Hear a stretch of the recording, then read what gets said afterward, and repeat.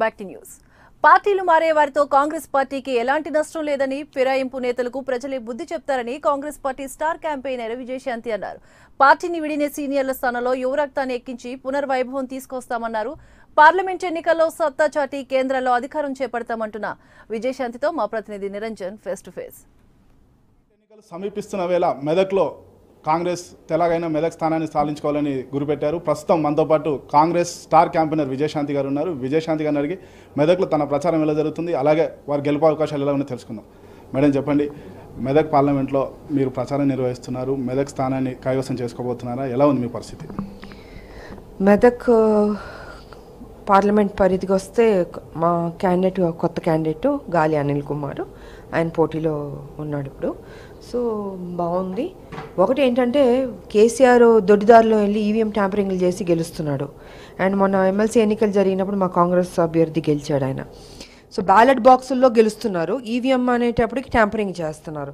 అందుకే మేము కోరుకునేది ఏంటంటే న్యాయంగా బ్యాలెట్ బాక్సులు తీసుకొస్తే బాగుంటుంది. ఈ మోసాలు చేసేదనేది బంద్ చేస్తే బాగుంటుంది. ప్రజాస్వామ్యాన్ని కేసీఆర్ కూనీ చేస్తున్నాడు. ఎందుకంటే ప్రజలు మొత్తం కాంగ్రెస్ మీద ఒక సింపతి ఉంది, రావాలని కోరుకుంటుంది. అటు మోడీ గారిని కానీ ఇటు కేసీఆర్ గారిని చూసి విరక్తి చెందారు. బికాజ్ వాళ్ళు ఏమి చేయలేదు, ఎంతసేపు కబుర్లు చెప్పి టైం పాస్ చేసుకోవడం తప్ప ఏది చేశారు ఒక్కటి పలానా ఇది చేసామని చూపించమనంటే ఏమీ లేదు, నథింగ్. సో కాబట్టి న్యాయం జరగాలని కోరుకుంటున్నాను. అండ్ క్యాంపెయిన్ చూసుకుంటే మాత్రం క్యాంపెయిన్ ఇస్ వెరీ గుడ్ అండి, పబ్లిక్లో బాగుంది, స్మూత్గా వెళ్తుంది. గతంలో మీరు మెదక్ ఎంపీగా పనిచేశారు. మీరు చూసుకున్నట్టయితే గత ఎన్నికలు కూడా చూసాము. మెదక్లో దాదాపు కేవలం ఒక సంగారెడ్డి తప్పితే మిగతా చోట్ల కూడా కాంగ్రెస్ ఓటమి చోటు చేసింది. అయితే తాజాగా చూస్తే సునీత లక్ష్మారెడ్డి గారు ఎవరైతే మీ కాంగ్రెస్ పార్టీ మాజీ మంత్రి ఉన్నారో వారు కూడా పార్టీ మారుతున్నట్టుగా ఊహాగానాలు వస్తున్నాయి. అలాగే ఆల్మోస్ట్ ఆమె కూడా స్పష్టం చేశారు, నాయకత్వ లోపం తక్కువ మనం కాంగ్రెస్లో లోపించింది, అందుకే వెళ్తున్నారు. నిజంగా నాయకత్వం లోపం తక్కువ ఉంది. ఒకటండి, వీళ్ళందరూ పాపం పోయిన సంవత్సరం అసెంబ్లీ టికెట్లు తీసుకునే ముందు నాయకత్వం లోపల ఆలోచించుంటే బాగుండేది. ఎన్నికలు అయిన తర్వాత ఒకవేళ ఓడిపోయారు కాబట్టి వీళ్ళందరికీ ఆలోచన వస్తుంది, నాయకత్వ లోపం.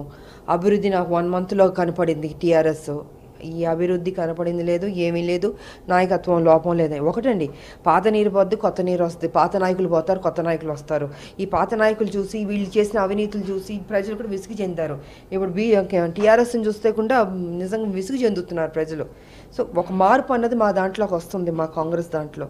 And we're very happy. ఈ ఎన్నికలు అయిన తర్వాత డెఫినెట్గా మంచి మార్పు ఉంటుంది అండ్ అన్ని ప్రక్షాళన జరుగుతుంది. వెళ్ళేవాళ్ళు వెళ్తారు, ఎవడు భయపడేది లేదు.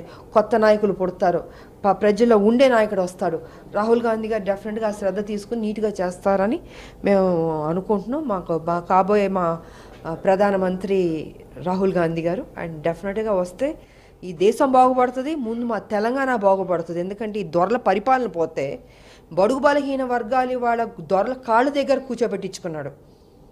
ఆయన దొర ప్రగతి భవన్లో ఎంజాయ్ చేస్తున్నాడు తప్ప ప్రజలకు చేసింది ఏమీ లేదు. సో ఇలాంటి ఒక దొర మాకు వద్దు, ఈ దొరల పరిపాలన వద్దు. బడుగు బలహీన వర్గాలకి జరగాలి, వాళ్ళ ఒక ఫలాలు వాళ్ళు అందుకోవాలి తెలంగాణలో అన్నది నేను కోరుకుంటున్నాను. పార్టీలో ప్రక్షాళన అంటారు, అంటే ఎలా అంటున్నారు? అంటే పీసీసీలో ఏమైనా మార్పులు ఉండబోతున్నాయి? ఒకటండి, పీసీసీ అన్నారా ఏదని కాదని అంటుంది. ఇప్పుడు ఏదైతే క్యాండిడేట్లు వెళ్ళిపోయారో వాళ్ళు వెళ్ళిపోతే ఇంకో క్యాండిడేట్లు వస్తారు. ఎమ్మెల్యే వెళ్ళిపోయారు, పోనీ వాళ్ళు పోటీ చేసినప్పుడు కొంతమంది వాళ్ళు కొత్త వాళ్ళకి కావాల్సిన. నేను ఒక్కొక్కళ్ళు 30,000 సంతలో పశువులు కొన్నట్టు కొంటున్నాడు, 30 కోట్లు ఇచ్చి కొంటున్నాడు. అంటే దొర చూడండి, నేను డబ్బు వేస్తే వస్తారు, ఆయన మెంటాలిటీ అంతే. వీళ్ళు కూడా వెళ్ళే వాళ్ళకి వీళ్ళకి సిగ్గులేదు. బట్ నేను ప్రజల దగ్గర ఒకటే చెప్పదలుచుకుంది ఏంటంటే, టీఆర్ఎస్ వద్దని మీరు కాంగ్రెస్ని గెలిపించినప్పుడు వీళ్ళు ఇంత నీచంగా చేస్తున్నారు, డబ్బుకి ఇదయ్యి. వాళ్ళు టీఆర్ఎస్ అదే చేస్తుంది, వీళ్ళు లొంగిపోతున్నారు. కాబట్టి పబ్లిక్ రివోల్ట్ అవ్వాలి, టీఆర్ఎస్ని నిజంగా నిలదీయాలి. ఉద్యమాల్లోనే ఎలా నిలదీసారు, తప్పు చేస్తే అదేవిధంగా నిలదీయాలి. ఈ క్యాండిడేట్లు ఎవరుందా, నీకు బుద్ధి ఉందా, నీకు సిగ్గుందా, నువ్వు మనిషివా ఏంటి, డబ్బు తింటున్నావు నువ్వు టీఆర్ఎస్ దగ్గర, మిమ్మల్ని నమ్మి ఓటేస్తే నువ్వు టీఆర్ఎస్ దగ్గర డబ్బు తిన్నావు అని అడగాలి, ఇవన్నీ అడగాలి. సో ఆ మార్పు అన్నది కూడా రావాలి అని వస్తుందండి. లోడ్ ఎక్కువైపోతుంది టీఆర్ఎస్లో, కారు లోడ్ ఎక్కువైపోయి లాస్ట్కి ఏమవుతుందంటే యాక్సిడెంటే అవుతుంది. అది జరగబోతుంది అతి త్వరలో.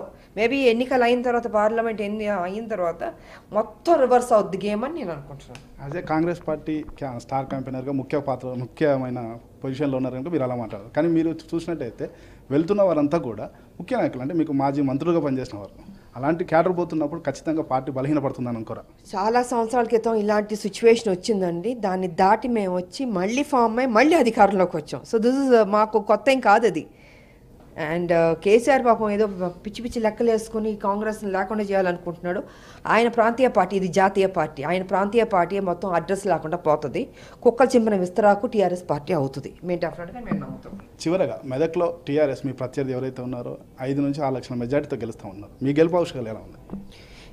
ఇప్పుడు వాళ్ళు చెప్పే 16 సీట్లతో నేను ప్రధానమంత్రి అవుతాను, 5 లక్షలతో గెలుస్తాను, 10 లక్షలతో గెలుస్తాను. ఈ గెలవడం అన్నది కాదు. నువ్వు తమరు ముందు ప్రజల మీద దృష్టి పెట్టమని చెప్పండి. గెలిచేది గెలుస్తారు ప్రజలు, డెఫినెట్గా చేస్తారు. కాకపోతే ఈయన ఈవీఎం ట్యాంపరింగ్లు చేస్తాడు అన్నదే మా డౌట్. సో దాన్ని వెయిట్ చేసి చూడాలి. అండ్ నిజామాబాద్ ఇప్పుడు పసుపు రైతులు కూడా ఏంటంటే వాళ్ళు నామినేషన్ వేశారు. 260 మంది నామినేషన్ వేశారు పసుపు రైతులు. వాళ్ళ ఇందాకే వచ్చింది ఏంటంటే వాళ్ళకి బ్యాలెట్ బాక్సులు పెట్టాలి అని అంటున్నారు. సో బ్యాలెట్ బాక్సులు పెట్టారంటే ఒక మార్పు ఉంటుంది, డెఫినెట్గా మంచి జరుగుతుంది పాపం రైతులకి అనుకుంటున్నాను నేను.